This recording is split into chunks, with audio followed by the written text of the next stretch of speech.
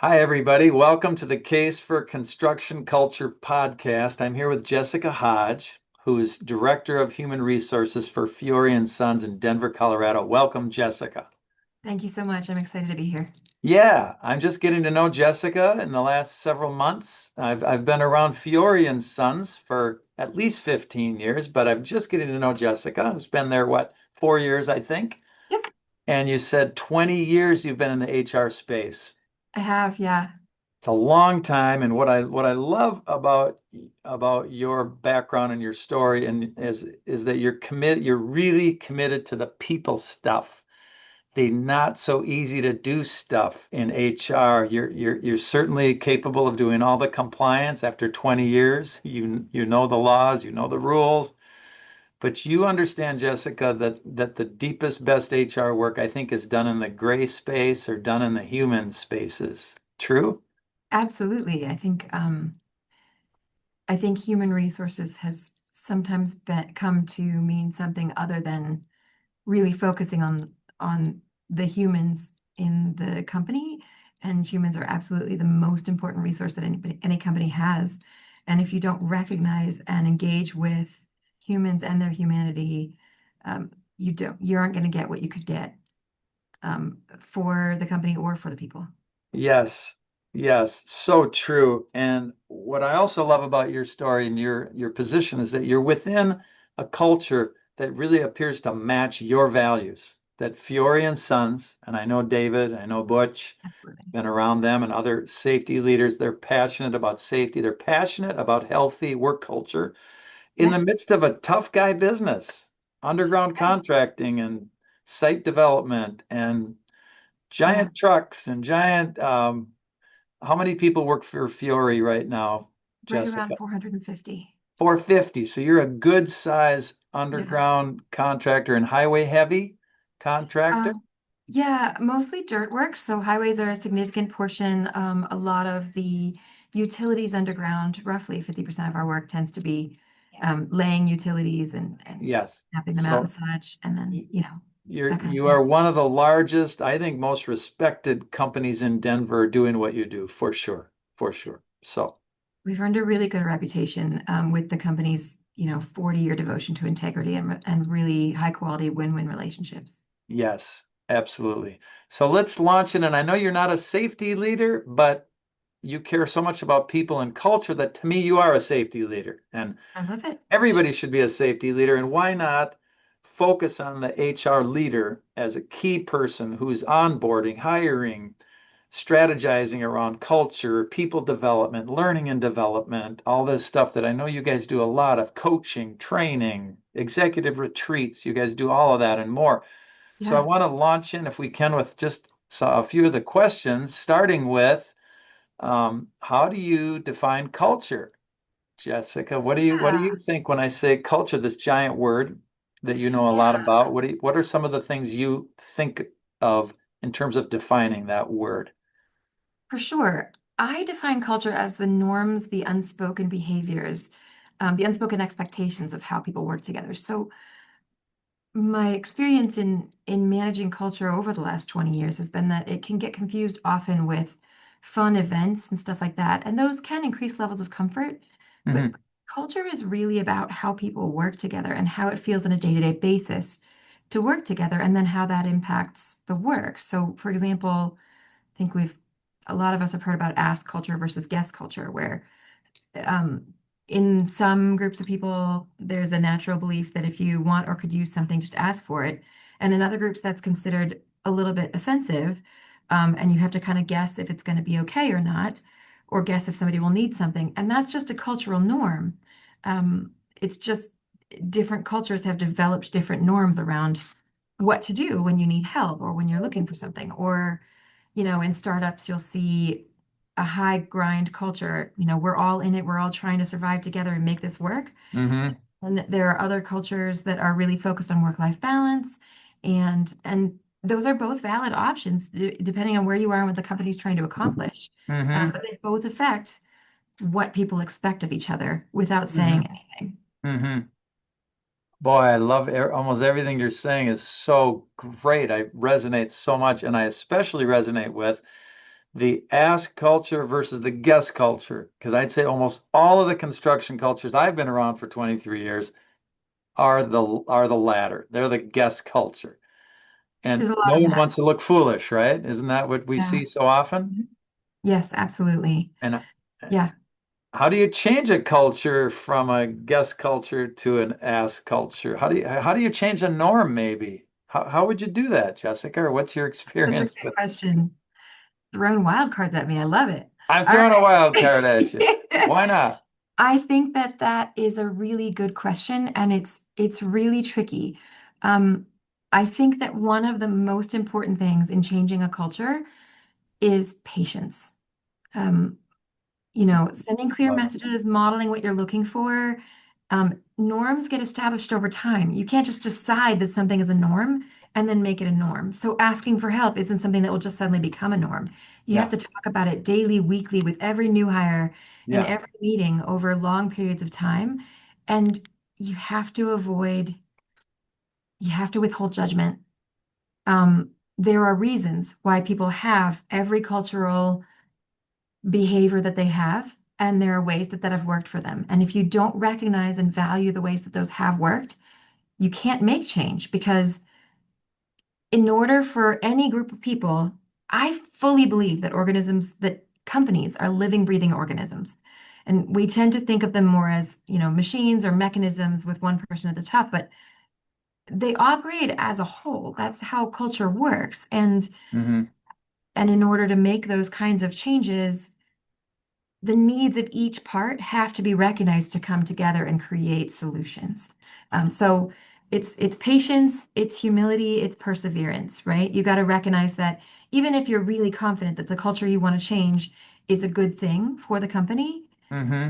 you have to be humble enough to go, okay, and I'm definitely missing some things about what would be needed at this particular company for that to work.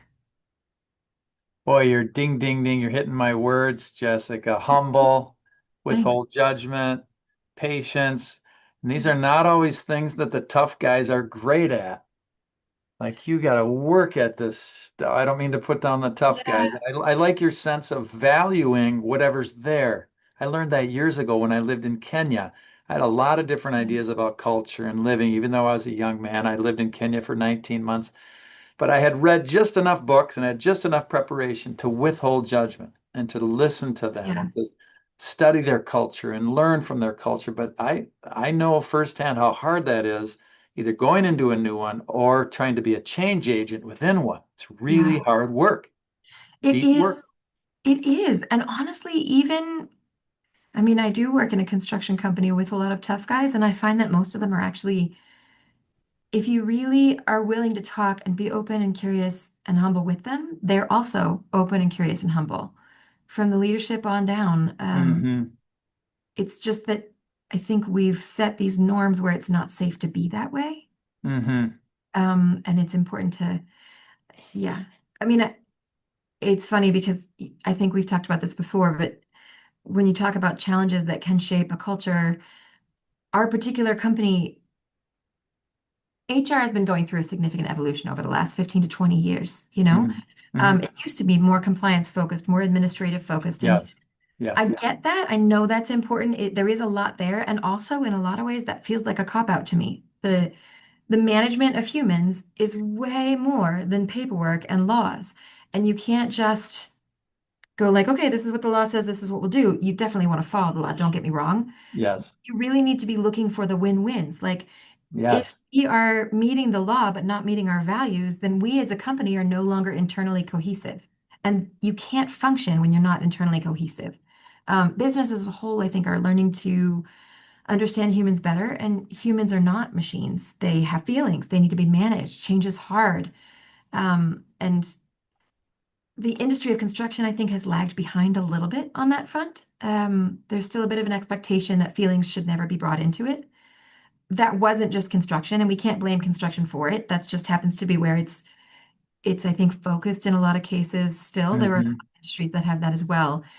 And realistically, the one way that humans are like machines is that machines need oil to function. If you do not give them oil, they will not function. Human emotion is like the oil. Like you have to be intentional about that. If you're pretending humans don't have emotions, it's like pretending a machine doesn't need oil. You have to actually be intentional about responding and allowing space for and managing with awareness of emotions to have a functional human. So that's the only way to actually accomplish the efficiency that I think people are trying to accomplish. And we're all kind of learning that over time, you know? Boy, I love I just love your approach, Jessica. Humans are like machines. They need oil and emotions are like the oil. I also love, the stereotype of the tough guy. I love your read on that because I sometimes exaggerate that stereotype. And you are so right. There's so many wonderful, sensitive, kind, and gentle, humble people in construction. Sometimes the culture as a whole doesn't look and feel like that. I will say that. Absolutely. But Yes, when you exactly. get guys one on one, it's mostly guys and sometimes women, and sometimes the women are tougher than the guys. In some cases they have to be, and Uh, it and makes sense to me. they've had to But that's learn to the be, yeah. thing. I think that so we had a lot of times if you really dig, you can find something underneath even, the toughness. We have there's one company that I worked with that had, I've worked in a fair bit of construction, and one of them had, you know, a real tough guy culture. And for them, that was how they bonded and connected. So picking on people, teasing people, and that Hmm. kind of thing. Hmm. We did a survey and they had some of the highest rates of company approval, of connecting with their coworkers, of approving their manager in the company. And they had some of that doing things that would be considered definitively against the law in terms of the way they picked on each other, just Hmm. some horseplay and stuff like that, Hmm. tearing at each other's uniforms, that kind of thing. And Hmm. um, when you really dive in and examine that, if you just say stop doing that, all people hear is you're taking away the way that I have to connect. Hmm. We, I think the most important part to making change is understanding why it is the way it is in the first place. And I did not do that effectively, by the way, at the beginning of that. I'm definitely not tooting my own horn here. Hmm. At first I Yes. was like, really? Like we think this is okay? And Yes. they're being told to please keep doing these kinds of things. And as we did the research and as we looked into it, uh, what we discovered was we were able to kind of pinpoint where we had misalignment between certain aspects of company values and the experiences people were having. Hmm. We were able to identify that there were three really main principles that we could all agree on. The tough Hmm. guys, the sensitive people, everybody could all agree on. One is Yep. if somebody wants you to stop, you should stop. Yes. So that's a great foundation to have, right? And we established that that piece was missing. There wasn't really a loop, a feedback loop where that could be requested and be respected. So Yes. talked about how to make changes to that.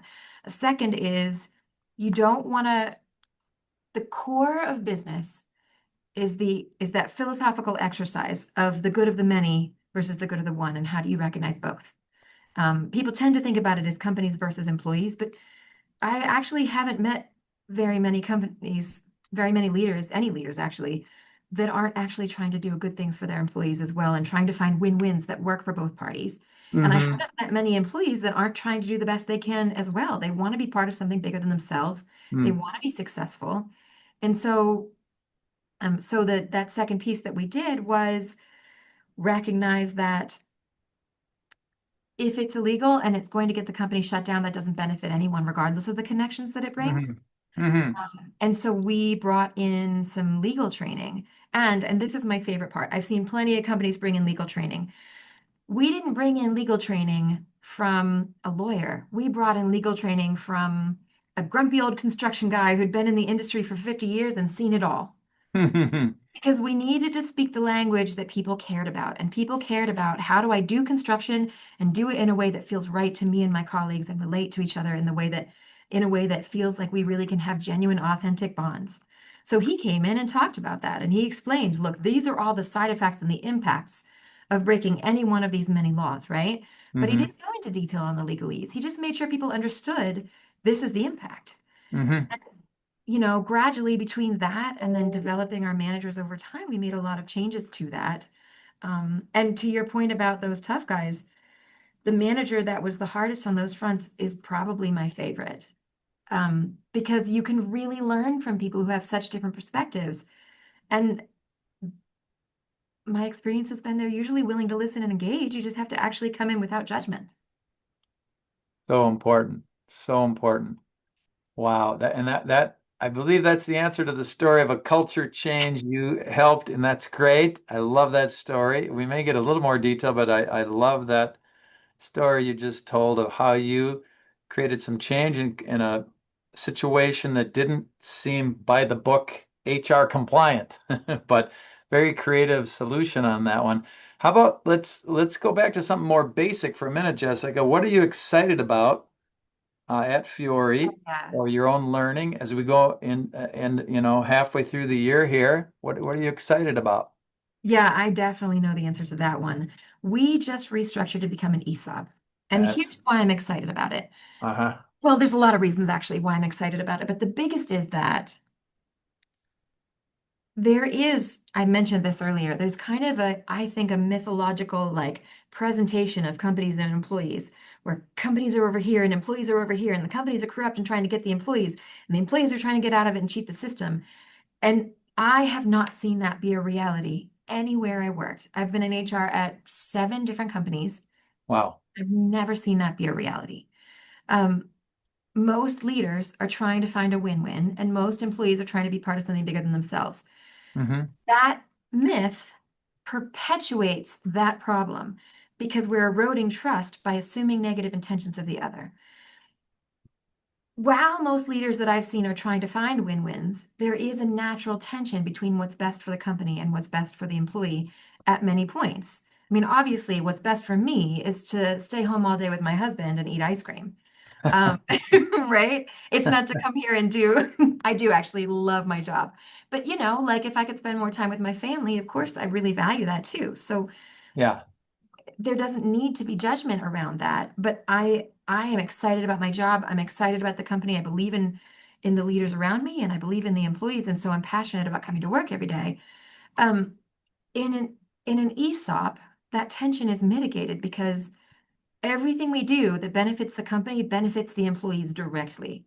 It takes some time because ESOPs, start out with a funky transition and there's a debt process and that kind of thing. But our ESOP is structured so that every employee is eligible after 60 days to receive shares, and they get vested over time. And as the company becomes more valuable, the employees are actually the ones who profit from that.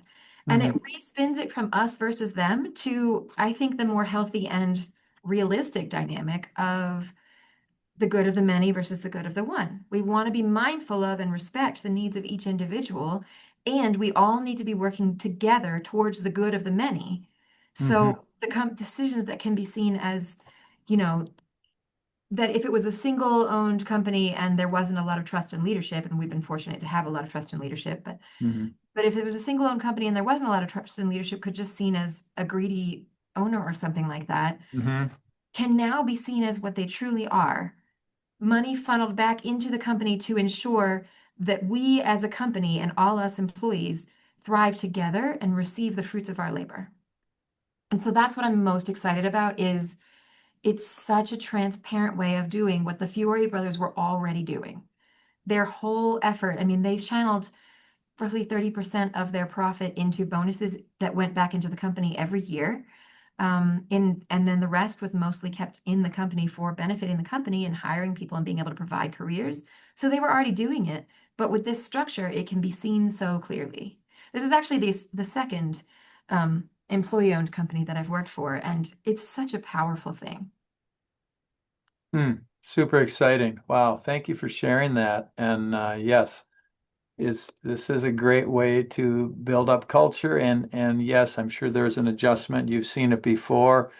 It's almost too good to be true on some level. Like, really, we're gonna get a what? And I can But it imagine really someone. does happen. There are $1 million forklift drivers out there that are millionaires when they retire because they were part of an ESOP. Absolutely. Wow, so great, so Yeah. great. Then how about shifting the attention a little bit from this great exciting thing to the challenging thing? What are one or two of your top challenges this year as you're shaping the culture? I'm sure the you make it kind of sound easy, Jessica, or like you're just so positive and energetic, but share with us, if you would, the challenging part of this. Well, I mean, it certainly, I think the biggest challenge is when you really are passionate about something, it's hard to be patient. Mm-hmm. Um, and that's kind of universal, to be honest with you. I mean, the challenge is, I guess one challenge that is specific to my current experience is I think that a lot of what we're trying to do in leadership in terms of shifting the culture and helping people all rally together around one common goal and helping to make sure our values really show up every day is really taking hold. And there are so many changes that people want to make at any given time, and you can't do them all at once. So that's the most immediate one. I think I think my biggest personal struggle is patience. You can probably tell I talk fast, I think fast, I act fast, and Mm-hmm. that's not always effective. You really have to take the time to get curious and um, and figure out what's really needed, Mm-hmm. and make sure you recognize everyone in the process. There is an illusion that I think a lot of us older folks were taught in our youth that like the person in charge makes all the decisions, and that's not reality. You can even see it in the world. Eventually, things get overthrown by the people if it's not really working. Uh, Mm-hmm. and that may that means that as a leader, you can't just universally do stuff. You have to actually take the effort of engaging and listening. We do that really well as a company. I have to remind myself that that is a key component. But I think the most common challenge that I see everywhere I go is around communication. Mm-hmm. So we talked a little bit about the honest to kind spectrum at one point, and Mm-hmm. I did some research, and I can't figure out how much, but I know I've seen Jathan Jove's name associated with some of this. So I'm not sure how much I'm making up here and how much is his, but I'm just going to share it anyway and give credit where credit is due. And that is that most people operate somewhere on a spectrum between honest and kind. Mm-hmm. There are people who land on the honest side of that spectrum, right? Mm-hmm. And those people generally, they want to be efficient, they want to be quick, and so they tend to be blunt. And on the extreme side of that, those can be the people that yell when they're frustrated Mm-hmm. and yell to get people to Mm-hmm. do what they want to do, right? And then there's the kind side of the spectrum, and those people tend to want people to work together and not hurt anyone's feelings. And on the Mm-hmm. extreme side, they don't actually address conflict or set boundaries. Mm-hmm. We've all known someone who worked for a company where they'd had an employee who was around for 20 years and hadn't done a job for the whole time, right? Mm-hmm. Like that's the very extreme side. And the Mm-hmm. irony of the spectrum is if you land on the honest side, first of all, you're not really being honest because when we yell at someone, what we're communicating is that our emotions are their fault, and that's not true. We're responsible for our own emotions, and whatever they did wrong is not actually connected to the way that we're saying it. Um, it's it's just not a really honest way to communicate. If you're really being honest, you own your own stuff. You own when you're disappointed. You own when you're frustrated, and you don't put that on other people. Um, the bigger issue from a business perspective, that's the biggest issue from a human perspective, in my opinion. The bigger issue from a business perspective is it's really inefficient. People think that it's efficient to yell and get the message out quickly. And there Mm-hmm. are rare cases. If somebody's about to be run over by a piece of equipment, yes, you have to yell. Please yell. Mm-hmm. Um, that said, there's science behind it that our brains don't actually retain information if we're scared. Mm-hmm. If you're actually yelling and taking your anger out on someone, there's a good chance that they're not actually hearing you.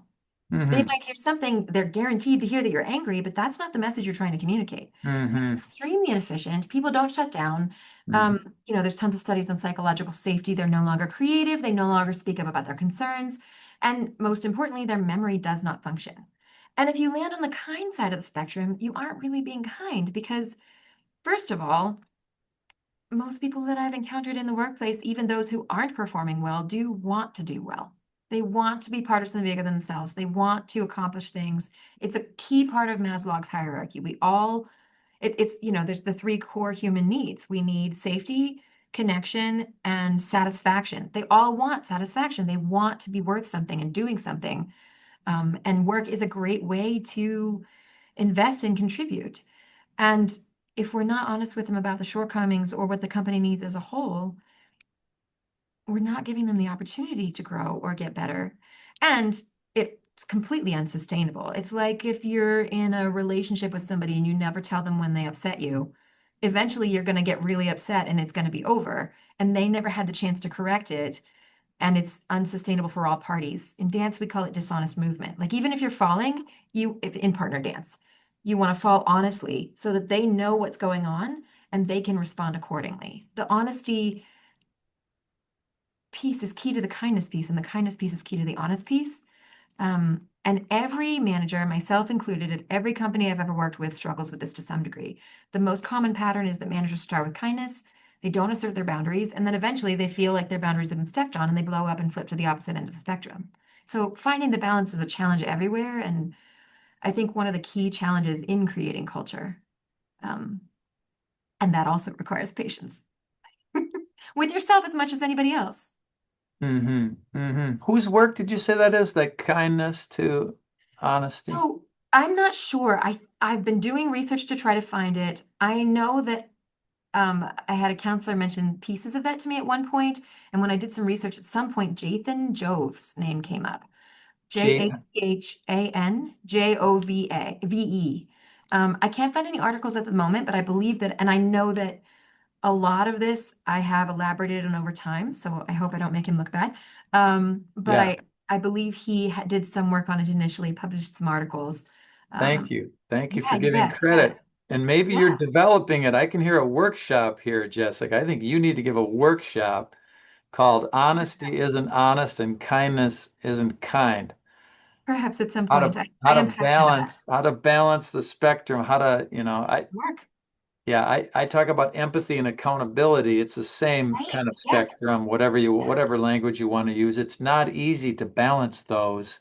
And the No, best managers and superintendents and owners and HR directors find a way to do that. And we're not perfect, but we work yeah, hard to be honest in a way that is kind and kind in a way that's honest. I don't know. yeah. It's an It's a interest. lifelong struggle. It is a Absolutely. lifelong struggle. But it's the And most effective way to lead people. yes, man. Oh, there's so many different directions I want to go right now, but I want to also go maybe let you go back to the story of how you influenced a change and how you had anything you want to add with that story, Jessica, because it was so interesting. Anything else to add with that story of how you impacted what seemed to be and I love the male bonding, teasing, joking. I grew up in a male brother, lots of sports, Yeah, giving crap. It is a way that men bond. It absolutely is. And it's different than absolutely. most women. Some women do it, but it is kind of a particularly male thing, but it can go too far. And I often talk about what are the signs it's gone too far and try to get them to think Yeah. through when is it too far? When is it too much?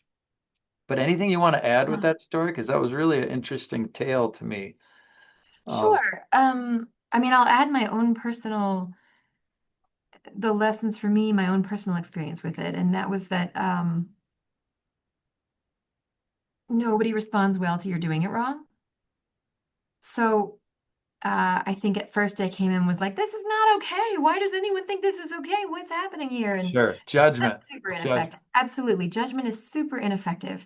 It doesn't recognize the values that are there, and nobody likes to be judged, and people tend to miss it. Yeah. So what I ended up doing after I had the chance to kind of sort myself and you know, uh, recognize that change doesn't happen overnight is went back through the company values and kind of established like this is where I don't believe it does align with our values. And it wasn't the emphasis for me wasn't on. So what actually happened is one of my employees was in a meeting and a couple of guys came up with a pair of pliers, I think it was, and ripped a strip off somebody's uniform. Mm-hmm. And there were all sorts of, reasons that came up, but none of them really held water. The strip was not loose. It was firmly, fully on there. Mm-hmm. Um, it was the new guy, and he said he had to sew it on all the time. They just always ripped it off. And so, on the one hand, there's some playful teasing there. It's not his own personal clothing, it's the company's clothing. On the other hand, it wasn't his favorite experience. Um, and technically ripping someone's uniform is considered a form of assault, so it is also a legal issue. Uh, Wow. and Yeah. And when we talked about it, I had a conversation with the manager, and I should have done that earlier in the process. At first, we kind of just checked out to see if he was okay, and I got busy. But in the process, but when we spoke about it with the manager really believed they should be allowed to bond and had told them, please keep doing this, just don't do it in front of HR. And um, Wow. and Gee. I, from a Yeah. legal standpoint, that's obviously a significant concern. But I Yeah. had this really great conversation with the manager because he told me that after the fact. He's a very honest, very kind-hearted manager who also has great employee reviews because he really cares about his people. That's the thing. It's Hmm. easy to judge this. And on the face of it, it looks so problematic, and it's not something we can have in the company, but it didn't come from an ill place from the manager. Um, Hmm. we spoke about it, and at some point I asked, so if this employee was uncomfortable and spoke up about it, would they listen to him and stop? Or would they just call him an insulting word and Hmm. keep at him, maybe double down? And he said, I think they'd probably just call him an insulting word and keep at it and double down. And that's where I was Hmm. like, okay, so that's where we have a gap there, right? If Hmm. everybody's on the same page, and then he said that he could speak to me, but realistically, if you have that kind of culture where there's an expectation that everybody has to be tough, being a rat and telling the boss tend to be equated, and that's not really a safe thing to do either, to have a Hmm. safe culture. Um, and so I really appreciated the honest conversation we had, sat down with the director of operations in that particular company at that particular time, and um, we came from different places and had different perspectives, but we were able to establish those three things we agreed on, like I said. And then I kind of gathered the C-suite and said, look, we can't actually make any changes right now, but these are the three concerns I have. This is what I think we should be shooting for. It doesn't align with our values, and this is what I propose we do, which I also came up with after consulting with another leader. So that's the thing. Collaboration is everything in making these kinds of changes. Hmm.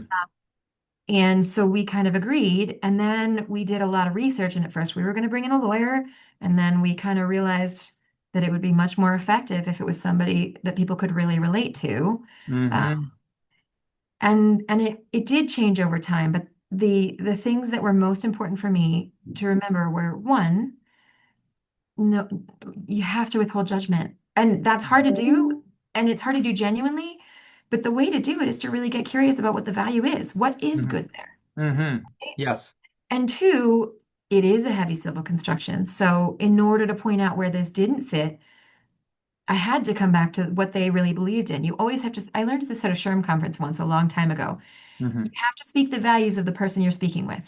So, if you're an HR person presenting something to the chief technical officer, you have to speak to how it will impact them and what matters to them and speak in their Hmm. language about the technical components. You speak Hmm. to the CFO, you have to speak about the financial components. If Hmm. you're, if you're speaking to a CEO, every CEO values different things in different ways, and you have to find what their thing is and speak to them in their language. Hmm. Um, and that it's harder than it may sound. And sometimes people think of it as pandering, but it's not. I mean, it's the same thing if you're speaking to your spouse. I, Hmm. if I'm speaking to my spouse carefully and considerately, and I want to be effective, then I have to be able to speak to what's important to him and not just be centered around myself and my own needs. Get in their shoes and speak their language. Oh, Wow. and the other thing is you can't change everything at once. If you step into a construction environment and it has some of the construction tendencies, you Uh-huh. have to pick which ones you want to tackle first because there are studies that show that the brain processes change exactly in the same places as it processes physical pain. Hmm. So you can't change Say that everything. again. Say that again. Say that again. The brain processes change in the same exact places in the brain as it processes physical pain. I In other did not know that. If you ask people to change, you are actually causing them pain, and it is necessary. It hurts to grow. That is part of reality. We all learned that as teenagers when our bones took growth spurts, right? But we have to know that it hurts and do it considerately and in a measured way, balancing the speed needed by the company in order to accomplish the company's goals and timelines with the impact on the people and figure out what the right balance is there. Mm. It's never a right and wrong. And I think that's the thing that we all suffer from in our society is we're told all around us that anyone who believes differently from us, especially in the political realm, is wrong. And it Mhm. generally doesn't work that way. There are a lot of different perspectives, and if you really talk to people, you can hear all sorts of different things. Mm. Patience is, we're taught that patience is wrong because it's tolerating things that shouldn't be tolerated, but working together to compromise in a company, in a family, in democracy, in anything, it requires coming together and listening to each other and being patient as we try to figure out what to do together.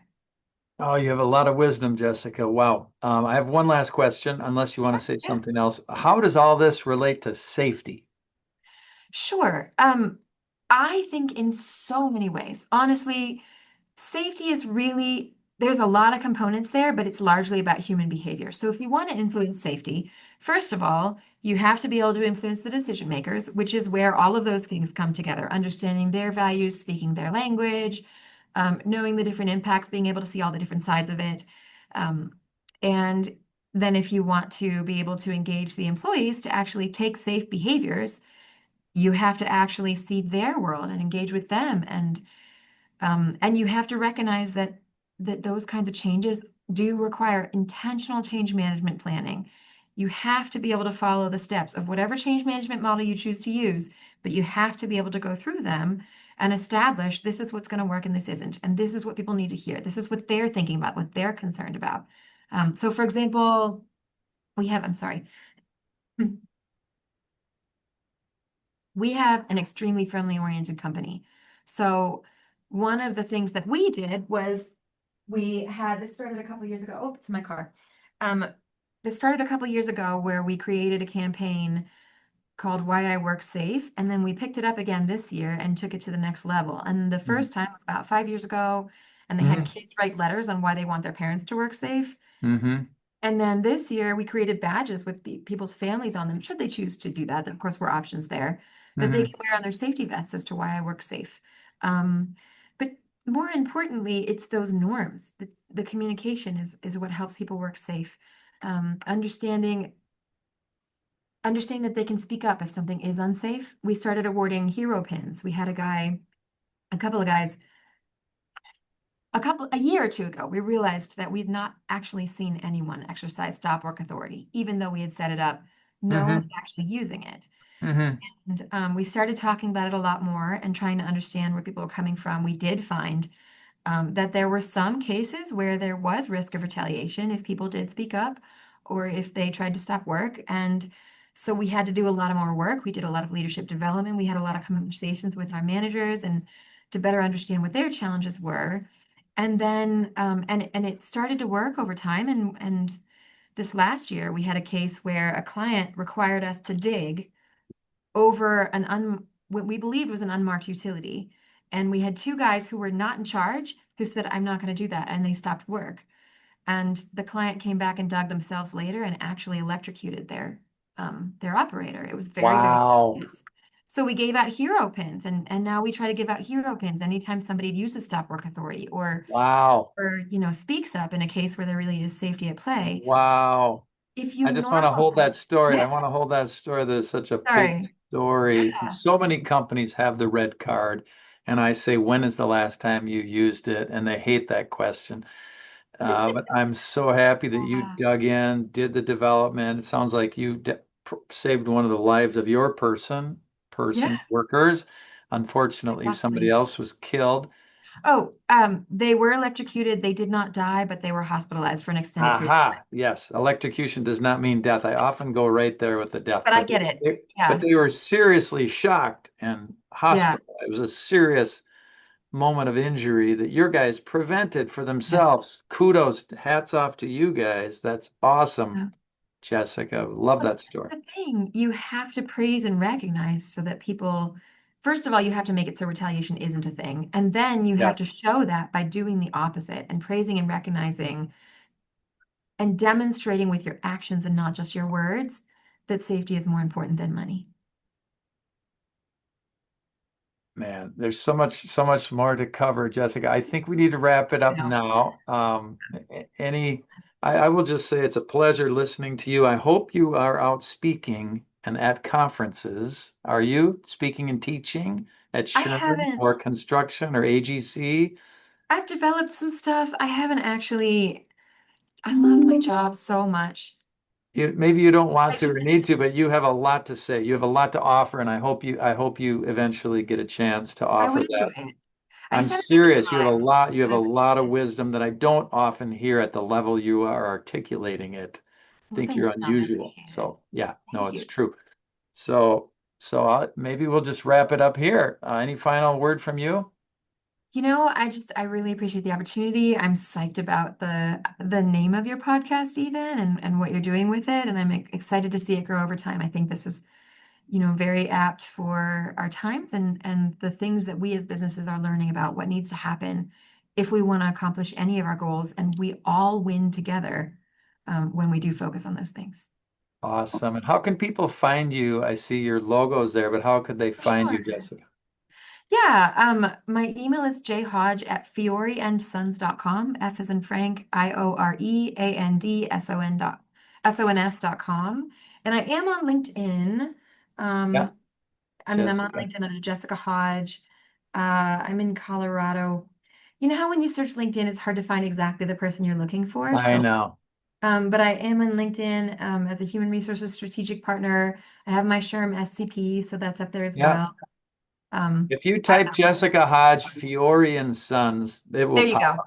Yes, It will that makes pop. absolute sense. Yeah. So thank you so much, Jessica. Keep up the good work. No, I We're going appreciate to it. pause for now. We'll get this out to your friends and people at Fiore and others too.